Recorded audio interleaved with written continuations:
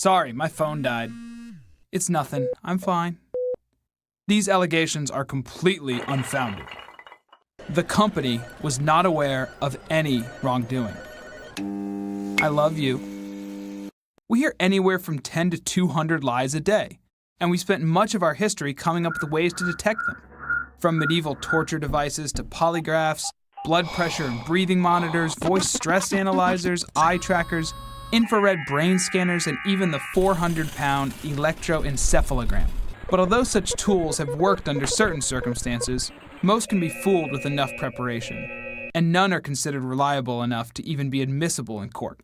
But what if the problem is not with the techniques, but the underlying assumption that lying spurs physiological changes?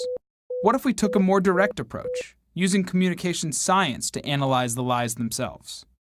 On a psychological level, we lie partly to paint a better picture of ourselves, connecting our fantasies to the person we wish we were rather than the person we are.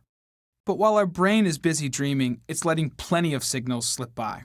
Our conscious mind only controls about 5% of our cognitive function, including communication, while the other 95% occurs beyond our awareness.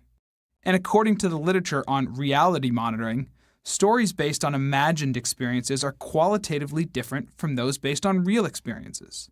This suggests that creating a false story about a personal topic takes work and results in a different pattern of language use. A technology known as linguistic text analysis has helped to identify 4 such common patterns in the subconscious language of deception.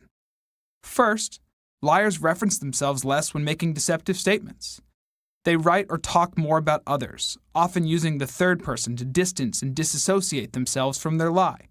Which sounds more false? Absolutely no party took place at this house, or I didn't host a party here. Second, liars tend to be more negative, because on a subconscious level, they feel guilty about lying. For example, a liar might say something like, "Sorry, my stupid phone battery died. I hate that thing." Third, liars typically explain events in simple terms, since our brains struggle to build a complex lie. Judgment and evaluation are complex things for our brains to compute. As a U.S. president once famously insisted, "I did not have sexual relations with that woman."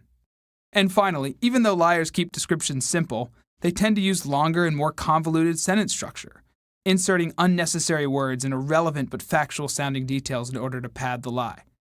Another president confronted with a scandal proclaimed, "I can say categorically that this investigation indicates that no one on the White House staff, no one in this administration presently employed was involved in this very bizarre incident." Let's apply linguistic analysis to some famous examples. Take 7-time Tour de France winner Lance Armstrong. When comparing a 2005 interview in which he had denied taking performance-enhancing drugs to a 2013 interview in which he admitted it, his use of personal pronouns increased by nearly 3/4. Note the contrast between the following 2 quotes. First, "Okay, a guy in a Parisian laboratory opens up your sample, Jean-Francis so-and-so, and he tests it.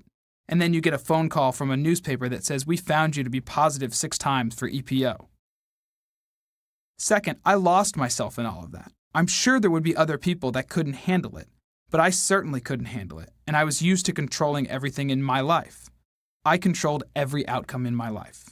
In his denial, Armstrong described a hypothetical situation focused on someone else, removing himself from the situation entirely. In his admission, he owns his statements, delving into his personal emotions and motivations. But the use of personal pronouns is just one indicator of deception. Let's look at another example from former Senator and U.S. presidential candidate John Edwards. "I only know that the apparent father has said publicly that he is the father of the baby. I also have not been engaged in any activity of any description that requested, agreed to, or supported payments of any kind to the woman or to the apparent father of the baby." Not only is that a pretty long-winded way to say, "the baby isn't mine," but Edwards never calls the other parties by name, instead saying, "that baby, the woman, and the apparent father." Now let's see what he had to say when later admitting paternity. "I am Quinn's father. I will do everything in my power to provide her with the love and support she deserves." The statement is short and direct, calling the child by name and addressing his role in her life. So how can you apply these lie-spotting techniques to your life? First, remember that many of the lies we encounter on a daily basis are far less serious than these examples, It may even be harmless. But it's still worthwhile to be aware of telltale clues like minimal self-references, negative language, simple explanations, and convoluted phrasing. It just might help you avoid an overvalued stock, an ineffective product, or even a terrible relationship.